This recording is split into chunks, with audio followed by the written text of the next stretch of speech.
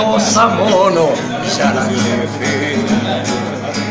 Μες στις εγώ κρεβάτι γυρνάζε κεφάτο στα κουρία και στα λουτρά και χάσευε τα ψάρια μες στη στέρνα.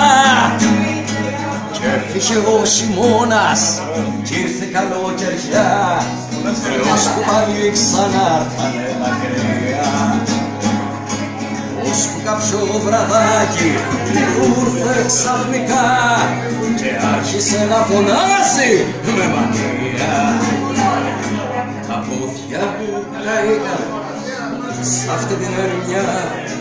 Η νύχτα εναλλάσσεται με νύχτα. Τα νέα που σας έφερα σας χάιδεψαν τα αυτιά. Απέχουνε πολύ από την αλήθεια.